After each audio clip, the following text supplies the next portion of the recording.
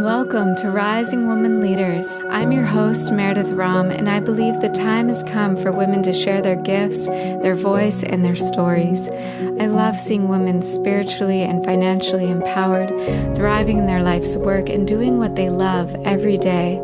I've gathered a community of women living their dreams to tell us their stories and inspire us to step into more courage, self-love, and feminine leadership. If you like this podcast, use the hashtag RisingWomanLeaders. Follow me on Instagram at Meredith Rom and sign up for email updates at risingwomanleaders.com to get all the new and inspiring content. Now get cozy with a journal and a cup of tea. I hope you enjoy today's show. I'm here today with Jaime Morocco. Jaime is a former Silicon Valley techie turned passionate entrepreneur, a self-proclaimed hustler with a heart. She's an expert weight loss coach and online personal trainer. She specializes in helping women create the body that looks and feels how they want it to. She believes in empowering people to be their greatest versions of themselves, which begins with how we take care of and feel in our bodies. She's also currently pursuing advanced nutrition degrees in nutritional therapy and functional diagnostic nutrition. So thanks for being here, Jaime. Thanks so much for having me. I'm really excited to be here. Yeah, and so one of the things that really stuck out to me when you first wrote to me was about how our paths were walking a similar parallel lives in a way of growing up on the East Coast and deciding to take a leap to move to California. Mm-hmm. And you lived and worked in San Francisco in tech for several years and then chose to let go of all that and pursue your dreams with your online business. So I'd love to hear just a little about your journey and that first step of moving out west, and then what your life started being like out there, and then that decision to move again into the work you're doing now. Yeah, definitely. No, I was so, I thought it was so cool how we had those similar experiences. And, it was 2012 and I was in my MBA program at Babson College here in the Boston area. And it's so funny because Babson is pretty well known for entrepreneurship. And there's definitely a lot of, people in that program who are very, and I mean this in the most loving way, like very type A and like want to get the best consulting job or the best job after graduation. And I was just surrounded by a lot of people who are my great friends, but they were a little bit different for me in the sense that I tend to be more of a self-proclaimed type B person, where I take a more, I take an approach to life that's, I have my goals, but I'm open to the way that they're going to unfold. I tend to not need to have as much control over the how. And I'm not saying one way is better or worse. I'm just kind of describing the situation, but it was February and we were graduating in June and everyone was scrambling for jobs. And I didn't know what I wanted to do after graduation. I just knew that I wanted to be in California. So I changed all of my passwords to move to California in 2013. At my vision boards, I really set the intention that I was going to be in California because I really felt compelled to move there. And I randomly get a call out of the blue one day from Sephora, actually. And Sephora is, as I'm sure most everybody knows, is one of the largest cosmetic companies probably in the world, retailers, for better words. And they told me that they were coming to Boston and they were doing a marketing panel and that they want to invite me to be a part of their marketing panel as a customer. So of course I, jumped on that opportunity, and one thing led to another, and they actually offered me an internship that summer that I was graduating out in San Francisco. So I, jumped on the opportunity, and I ended up packing up after my graduation and moving out to San Francisco.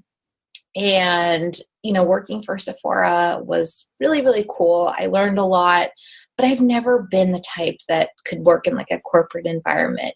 So when the internship ended, I decided not to take a job there. And I decided instead to look for a job in the startup world, because I was very, I had gone to Babson, which I mentioned is known for entrepreneurship. I was really passionate about new technology and just like the whole startup lifestyle and working hard. But, I've always been more of a risk taker. So that kind of excited me.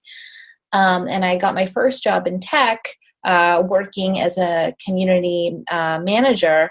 And I built an online community for a software company that was new and up and coming. And about a year later, I got laid off, which is quite common in the tech world. Again, it's just never really a stable environment.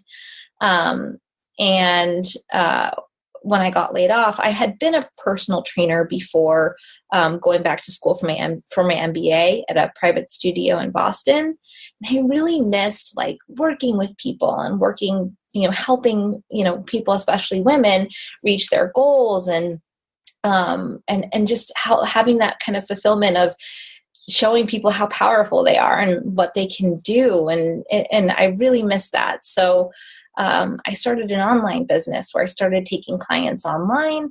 And, I did that after I got laid off. And then I ended up getting another job in tech. And it was funny because it was all the things that I asked for. It was more money, it was better perks, it was a better, more stable environment. And it was all the on paper things that I thought I wanted in another job. But I found that I was doing kind of a half-assed, excuse my language, but job at both. Like I had my online business and I was serving my clients, but I was also feeling so drained from my day job because I felt like I needed to be with my clients and that's where I really wanted to be. So I felt I had a really hard time compartmentalizing the two of them. So, I had been with the company for almost a year, and I remember looking at my boyfriend one day and saying, either I'm going to get fired, laid off, or I'm going to quit in like 2 weeks. Like it's happening. Like, I don't care. I'll figure it out.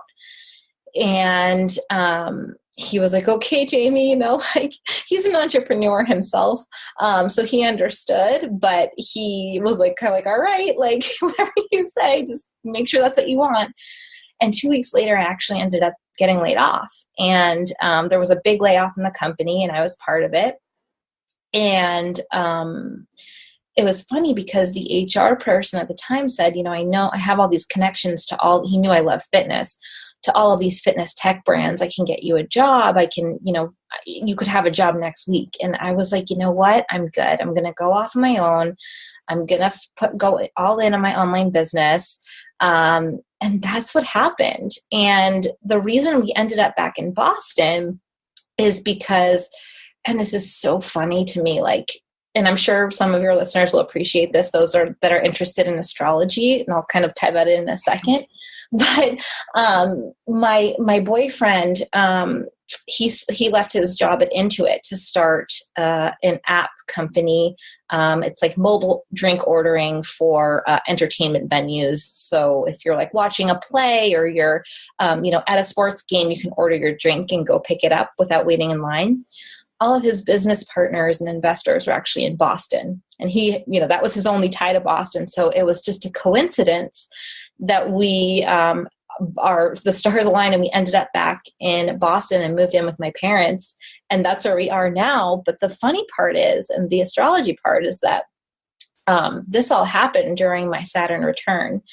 And I'm not the most well-versed in astrology, but one of my good friends is, and she said it's something about my house of origin was in something, but basically reconfirming the fact that I was going to be moving back in my house of origin during this time. And I was like, this is just so funny. So that's kind of, we moved back last April. So we've been here for almost a year. And that's where we're at right now. Wow. Well, yeah, I just noticed a lot of courageous steps through that whole process, and also really trusting in the universe, in this idea of like, you would set this intention of like, either I'm going to quit or get laid off, and then like, boom, it's there. Or even setting your passwords, move to California, like just getting that in the flow with it.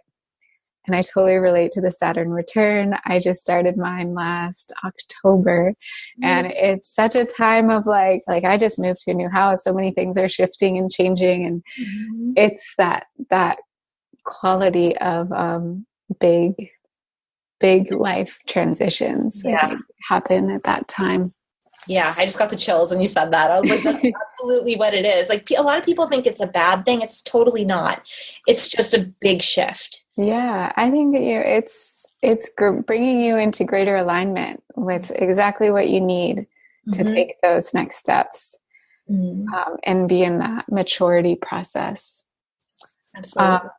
So I want to hear your take on being okay with things as they are, and just like accepting the divine timing of things, or trusting the universe and how you have in these past few years. Tell me about what that's been like for you, and how you approach that.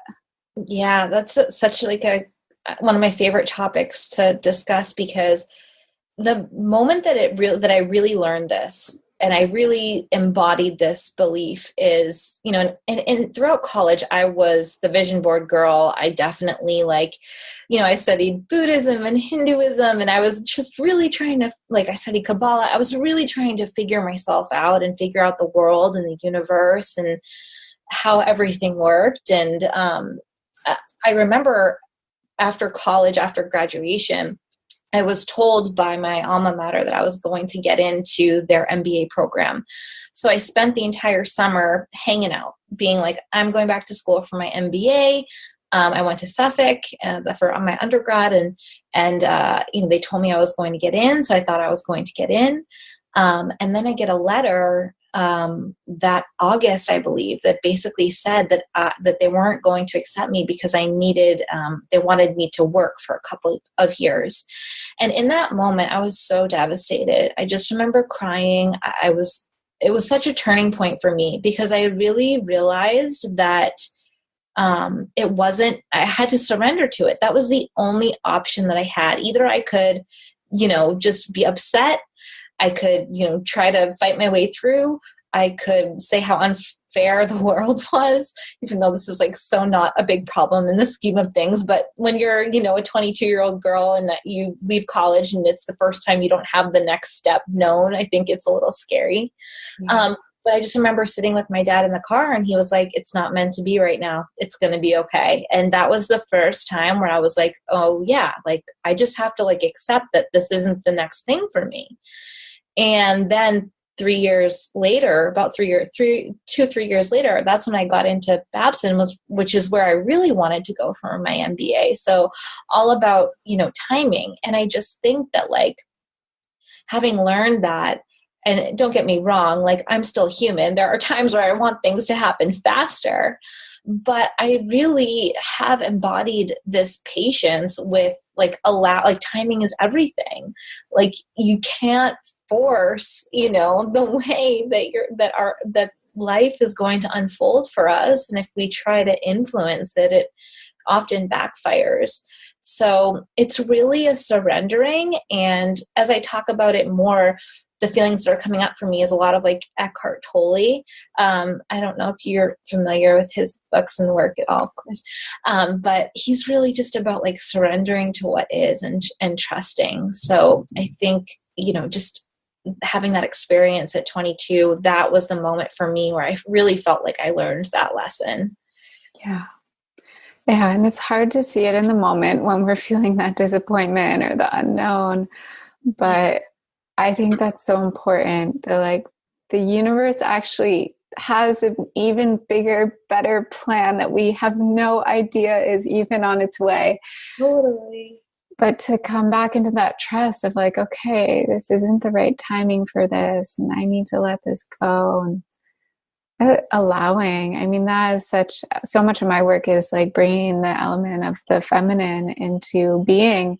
Yeah. And that is all about surrender, allowing, being, trusting. It's such a deep trust it takes, I think. And that's probably a huge challenge for most people because we want to know. We want to know what's next. Especially a lot of women and female entrepreneurs now, I think, have a lot of time. I'm so glad you brought that up about the being and the energy of the feminine, because it's not about being passive. It's more about being, just allowing it and trusting it, but still, having that drive and passion within you. And I think that so often a lot of women will try to like force it or to just try to fight it. But a lot of what I find is the more I let things be, where I put my heart behind it and I have the best intention, I give it my all. And then I take a step back and I'm like, okay, like I took it to this point, universe, now I'm going to let you take the wheel. I think that that's like something that a lot of women, could benefit from even more. Yeah. Yeah. Do you have any, just from this past year, or even something you're wanting to manifest right now, like any examples of what that's been like for you, and just anything else around this power of manifestation? Anything that you're like really holding in your heart and also having to let go of, or any stories of something that you did let go of and then suddenly it's here? It's so funny. So I'm almost a little bit embarrassed to bring it up, but I'm going to, because I'm incredibly transparent. And, as I was listening to one of your podcasts today, you were talking about diamonds. And I've always been particularly drawn to diamonds. And they're just being in the energy of them, I've just always been fascinated. And my boyfriend and I have been looking to get engaged for the last year. And I have become, while I'm not a type A person in any other area of my life, I have been on the search for my perfect stone. And it was such a fascinating process for me to go through. And we're just in the final stages of like making a decision. But I had put out there what I wanted. And a family friend, jeweler, had gotten me exactly what I wanted, but I wasn't satisfied. And I went to New York and I went here and I looked online in all these places. And I ultimately decided, and one other one that I had found was like the on paper one that's like it's the more elegant looking one, right? And to me, the one that I was drawn to kind of just looks like more of like a galaxy. It's a little more chaotic. And I'm ending up picking the one that I am drawn to, which, and I was so active on all these like diamond forums and everything. And all of the experts were like, you want the most elegant one. And I was like, you know what? I really don't. Like, it was just, I know like the surface of it seems like that's like weird. Like, why is she here so much about her stone? Or why is she? It's usually the guy. It came up for me because I think that the lesson for me to learn was I said what I wanted and it was right there. Right. Mm-hmm. But I had to I still went through like all this other process to kind of look at every other option. And I also think it was a test in terms of knowing my own self and listening to my own intuition, as opposed to like what everybody else says is like the better choice. So I know that's like not a super traditional story, but, and definitely something that's a little vulnerable to share because, it's a little embarrassing to get to that level. But I think, for me, it was an important lesson. And like I said, I've always been drawn to those stones for there's something about their energetic quality. They've been on the earth for God knows how long. I think it's just, they're really powerful. So I want to make sure I made the right choice for something I'm going to wear forever. Right. Yeah, of course. I actually have a story I want to share that brought up. And, so I'm planning a wedding right now. I'm getting married later this year. And, yeah, the whole process, I mean, every step from before getting engaged to actually setting a date and choosing a venue and planning everything, I've had to let go of my attachments so much, like every step of the way. Like, and what I'm seeing through that process is it's going to look really different than I thought it would be. And if I can be in that place of surrender, it's going to end up even better than I could have imagined. And like so different than the image in my mind of how I thought everything would turn out. But the story I wanted to share, just as a little thing that happened recently. I had in my mind for years, probably this one wedding dress. And I was like, this is the one. I only had seen pictures of it online, and there was a showroom in LA where I could go to try it on. But I also was looking online and like, maybe I can find this pre-owned. Like people only wear this once, maybe someone's selling it online. And I asked the universe, like, I'm really ready to take this step forward. This was last December. And I went online and I actually found the dress in my exact size, even someone who could like come let me try it on in the city when she was at work, because she lived a couple hours away. But it was something about it. It was like the universe was giving me what I wanted in a way, but like something wasn't feeling right and it was feeling rushed. And I was kind of like forcing my agenda on it. And I was realizing like if I went to go try on this dress, like it would be in some office and I'd probably be by myself because it was such short notice. And I don't know if my girlfriends could have come. And I was like, wow, I don't know if this is actually what I want. And I really thought about it and I was like, wow, I think what I really want is the experience of being with my girlfriends and going through that kind of initiation of choosing a dress together. And I was like, okay, universe, like, thank you for bringing me what I wanted so quickly. And I changed my mind. And actually what I want is the experience of being with the people I love and, going through this, having this as an opportunity to bring people closer. And so I did that and I waited because the person that is my closest friend, she was in Bali for 3 months this winter. So I'm going to wait until she gets back, set a date with a few friends to go down to LA, to go to the showroom, to have the experience, to drink the champagne, to do everything and like totally unattached to whether or not I would find the dress. And what ended up happening, the very first dress I tried on was that one that I thought I really wanted. And it wasn't it. Oh my God. It wasn't it. I was like looking in the mirror. I was like, this doesn't feel right. Oh my gosh. And it ended up being the last dress I tried on ever. Like everyone's jaw dropped when I tried it on. We were just like, this is it. And I was like muscle testing and checking is this the dress? And everything was like, yes. So it was a huge letting go. And my ability to be in that process of just like seeing what I really wanted, the experience, and also letting go of the attachments of it needing to look exactly the way I thought it would, ended up with something so much better. Like that, I'm going to remember that weekend forever. It was just so special to be with, like, in the experience of it. 100%. And I think that, like, I'm just so glad that all worked out for you and that you were also able to like have, those to have the experience of seeing that, like, hey, that wasn't the dress that you thought, but being with your, friends and your loved ones and being able to share that with them instead of having to go like by yourself and kind of discovering and maybe second guessing and being like, wait, maybe this is the one, So, as human beings, I think like experience is everything. And it also, as you brought that up, it kind of reminded me of, when I was going through this experience with the diamond, it did bring up a lot of really interesting experiences for me. So I going back to your story, like, I think that like a lot of times, there are lessons and there are interwoven experiences,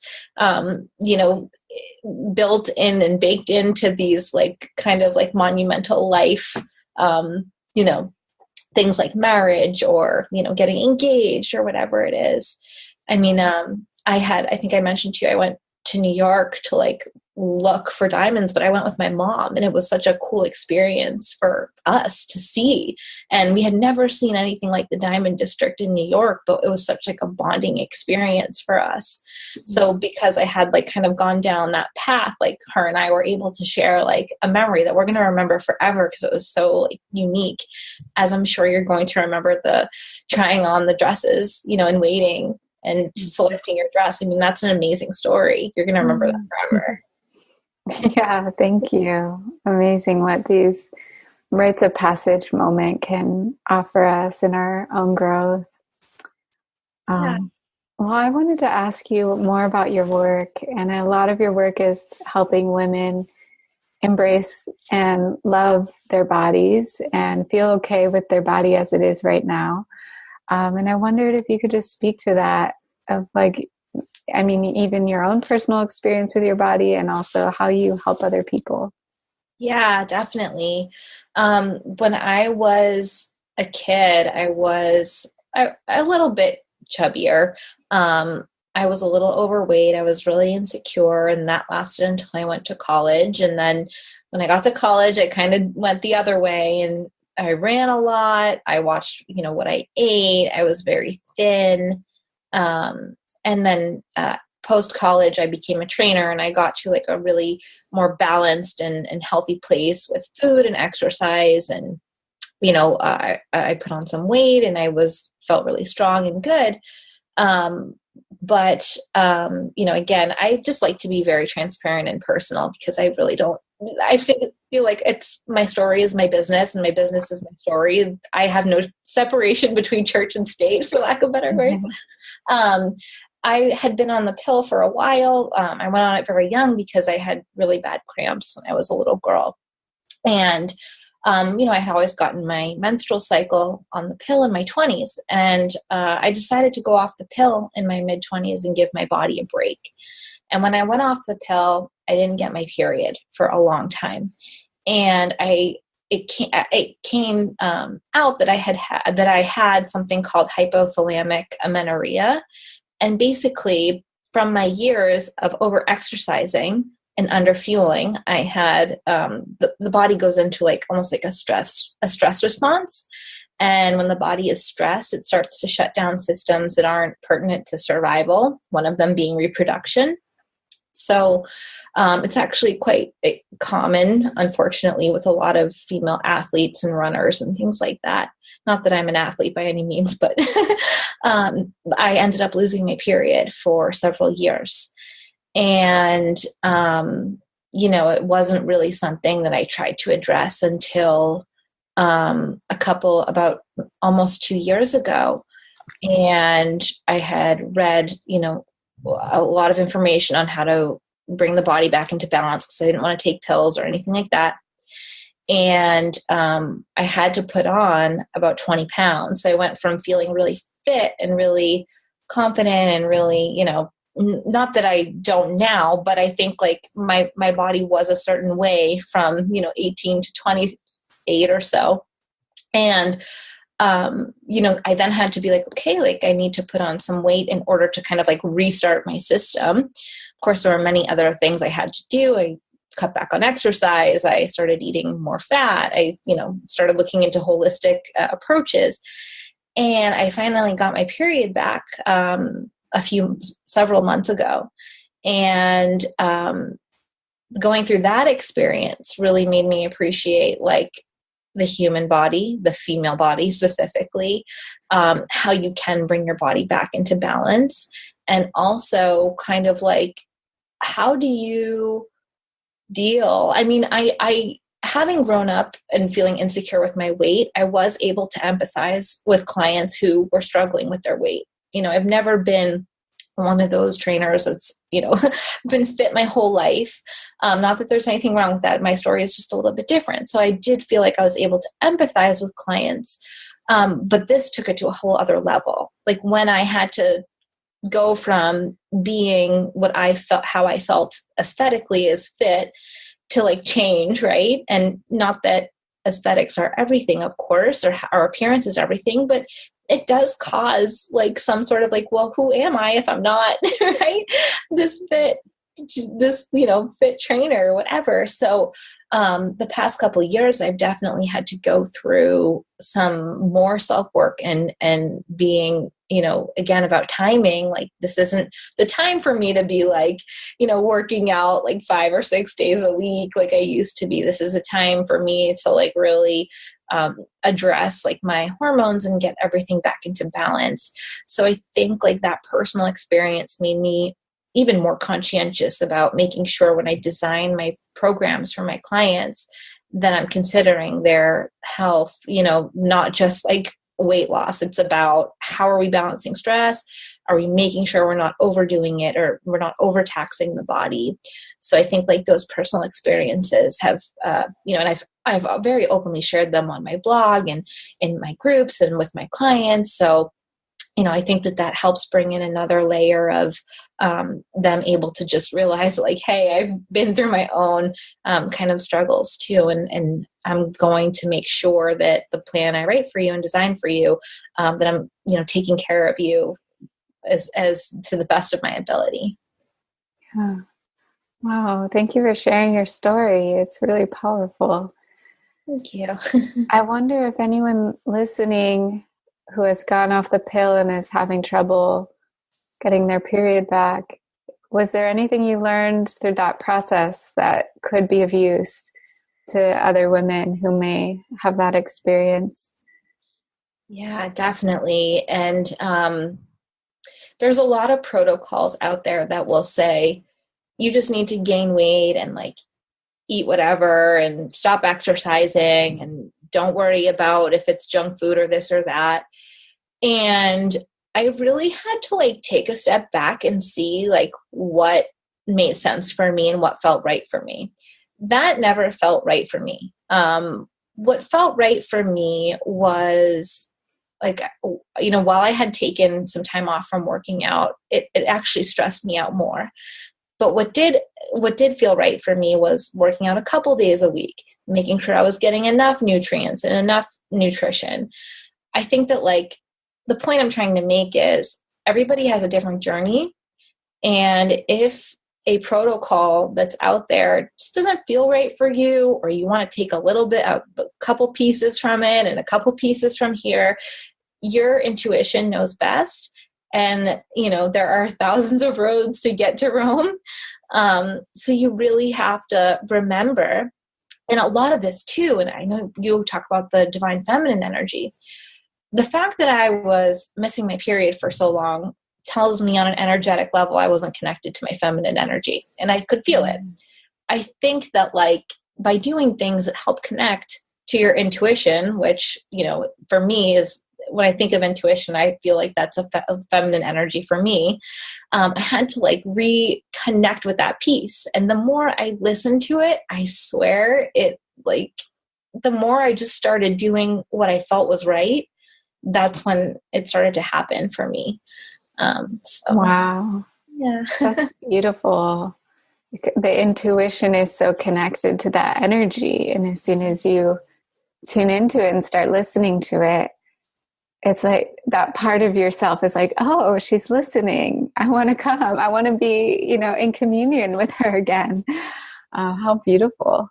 Yeah. And it's only gotten stronger. And I feel like since I've gotten my menstrual cycle back, it's gotten stronger. And I've also had these other tests come up, like the one I just shared when we were talking about our life milestones. But it's just like, I just keep getting like confirmation that like, trust your intuition. No, trust it. Like, no, like I'm here, trust me. So it's so nice. It's a really nice feeling. That's beautiful. Something that I think so many of us are learning to trust, and what we really need now, because our intuition is connected to source. It's like that higher power within yourself. And if we're always making decisions just from the rational mind, sometimes that can be a little cut off from that power and that overarching guidance that we can all tap into.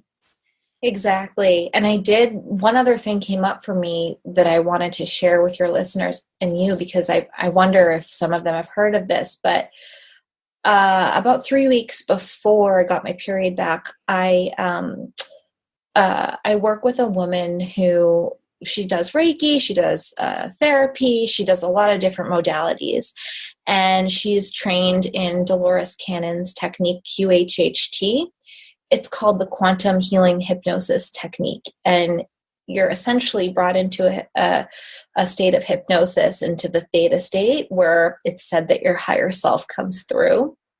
And it was just a really fascinating, amazing experience. And, take this or leave this, I'm not forcing my opinion on anybody, but my higher self did come through in the session and did perform like a healing, like an energetic healing on my body. And then I got my menstrual cycle like 3 weeks later. So I just thought that was another just kind of interesting thing to note. It was called QHHT, quantum healing hypnosis technique. Wow. Yeah, I totally believe in all that stuff. That's wonderful. Yeah, it was a really cool, just like a really cool experience. Yeah. Awesome. Well, let's see. I think a question I really like asking people, well, two things are coming up. One, I'm kind of curious. I want to hear about what it's like been moving back in with your parents. And this might relate to my other question, which is like, what would you say has been like a challenge, or also maybe like a fear that you've faced in the last year, and that you feel like, how have you approached that? So feel free to answer one or the other or both. Moving back in with my parents has been, my parents are amazing. Have you ever seen the movie Meet the Fockers? Yes. They're the Fockers. They're like literally in their late 60s. I'm an only child. They are so hilarious. I feel like we're like siblings most of the time. And they're just amazing. My mom is super warm, and my mom is like so heart-based, and my dad has a big heart too, but he's really about like the wisdom and knowledge, and they're amazing. And my boy, it's us four living in a house, and they love him. He's a wonderful, wonderful person. And I think that what is coming up for me is, it's like all of the, I have been on my own since I was 18. I moved out of the house at 18, and then I moved in with them at age 30. So I'd been out on my own for 12 years. But the moment I came home, it was like 16-year-old Jamie is back. Like, it was almost bringing up these tendencies that I have. Like, whether I get a little annoyed with my mom when she like does something, or like my dad, butt heads once in a while. So it brings up the way I used to be as a kid, but it shows me, because again, Saturn Return, it's given me the opportunity to make my relationship. And I've always had an amazing relationship with both my parents, but make it even better. Because after when me and my boyfriend are able to, we're going to move out with my parents. So this is probably the last time I'm going to be living at home. Yeah. So I think that it's just funny to notice how I almost reverted back to those tendencies. But that I've been given the gift to be able to kind of correct them and work on them. So, yeah. I think that's actually probably would be an amazing spiritual awakening journey for most of us if we were to live with our parents again. Because, yeah, those are the opportunities when stuff comes up. I know that, just being around family, sometimes those old ways of being can resurface from when we were teenagers or children. We get to look at that. Mm-hmm. Oh, yeah, definitely. We really get to look at it. Yeah. You think about like most of us live with our parents at least until 18, if not longer. So like those patterns are so ingrained, right? And those relationships and ways of doing things are so ingrained. So it's been cool. It's also been cool to, have my boyfriend live with us too, and see his relationship with my parents just grow. And, I think that that's kind of special. So yeah, that is happen. Oh, well, what's coming up in your business now? What are you excited about? I'm just, I'm again with the transparency. I think it's easy for people to like look, and say like, oh my gosh, like you've had your online business for almost 2 years or something like that. Like you just must be like, booked solid all the time. And it's like, well, like I have like a great book of clients, but I'm still working, I'm still really climbing that hill, I like to call it. I think like, not that any entrepreneurs really ever take a rest on their laurels, right? We're always trying to like improve and grow, but I would say like, I'm not at that point yet where I can move out of my parents' house. So, I'm in that build mode. I'm still in that, you gotta move, you gotta like move and do. And like we were talking about before, let the universe, take over and kind of let go and let things unfold how they're going to unfold. So what's up for me now is I'm just, designing new programs, building awareness on, different social media platforms. I have a group of about 1,000 women on Facebook where, I interact with them on a daily basis. So continuing to grow and build is kind of the mode that I'm in right now. And when someone works with you, how do you do it online? Do you guys do video? Do you do workout sessions together? How does that work? Most of the results actually come from the nutrition plan. So typically what I do is everything is so custom. I take, when I take on a new client, I look at their lifestyle and their goals and, I call them their tendencies. What do they tend to gravitate towards, or what are their vices, or what do they like to do or not like to do? And I write them a nutrition protocol and a workout protocol. And then I have like stress reduction and all of that other stuff too. And then they check in with me once a week over email. And for my VIP clients, they text me anytime they need me. It's kind of like a 24/7 support system.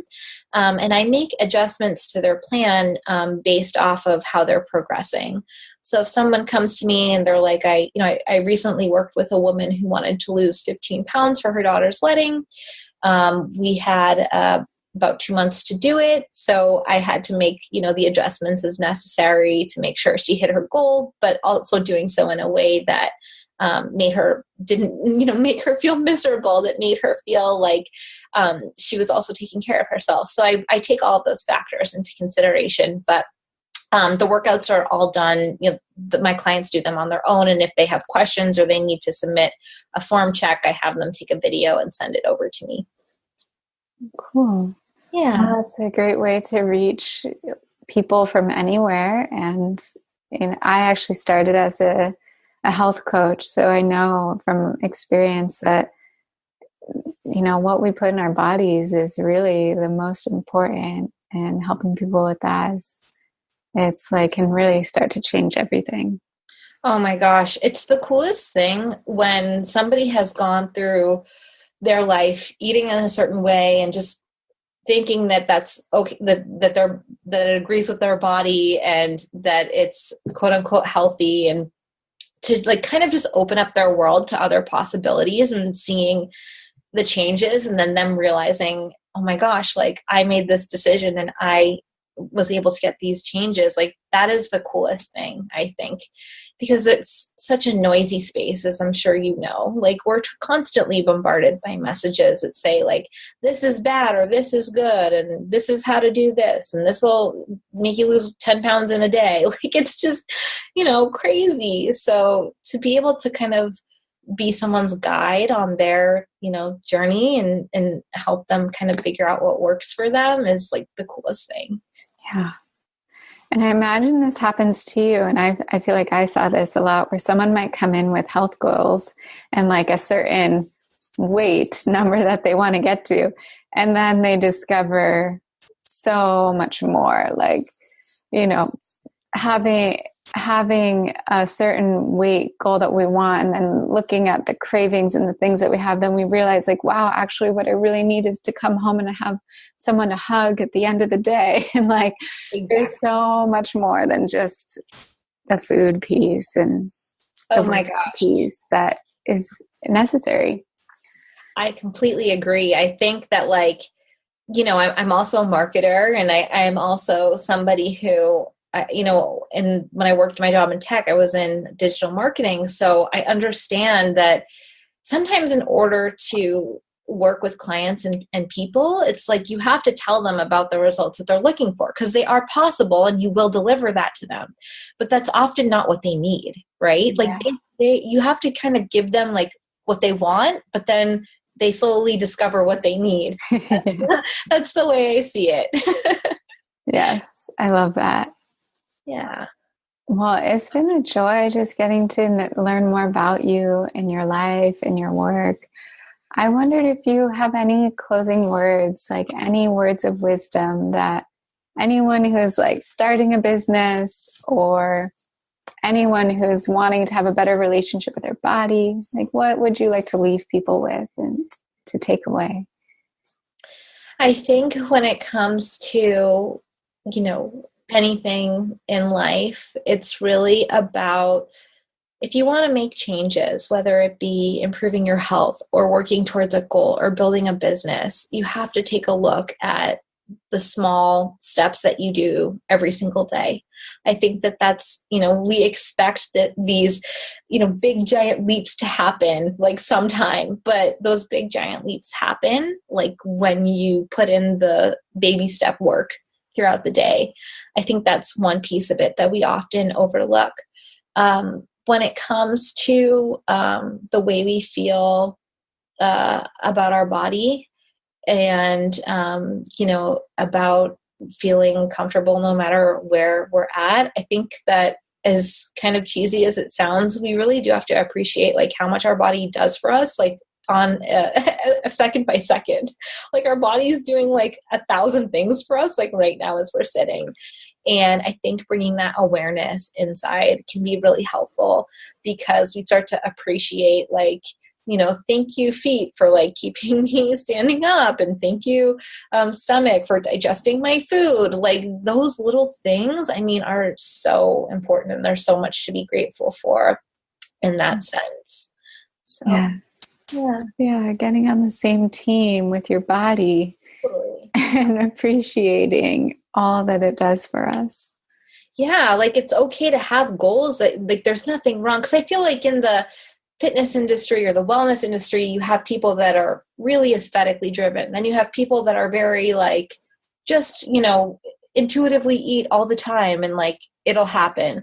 And I really feel like I'm in the middle, because I feel like, you know, I don't believe there's anything wrong with having goals, but I also, you can't ignore your body and what it does for you. And you can't, you know, you have to work with your body, as you were saying, in that process. You can't ignore your well-being. So I like to think of, you know, myself as somewhere in the middle, that you can, you know, have the goals. They might take a little longer to reach, because we've got to do it in a way that's, you know, building you up and not tearing you down.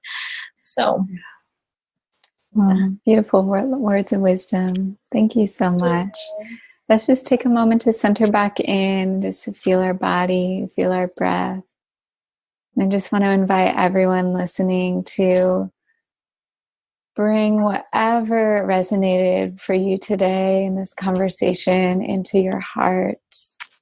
To just take that with you into how you treat yourself, how your relationship to your body is, how your relationship to your goals and your dreams. Being willing to allow and to go at the natural pace that is just right for you. And letting go of that pushing and the forcing, and opening up to that greater surrender and trust. while keeping those dreams in mind and knowing that they are totally possible for you, that the universe has a beautiful opportunity and plan. And sometimes it just asks us to open to something unexpected and even greater when we can allow ourselves to let go of those attachments. So with gratitude, I'll bring my hands to my heart and thank our guest, Jaime. Thank you so much for your wisdom today. And bow to all of you listening for showing up for yourselves, taking the time to listen to information, to be of benefit to yourself and everyone around you. I'll bow. Namaste. Blessings. Have a beautiful day. Thank you so much. Thanks so much for taking the time to listen to our show today. We would love to hear what you think. Take a moment to hop on over to iTunes and leave us a review. We'd be so grateful to receive it. Until next time, namaste.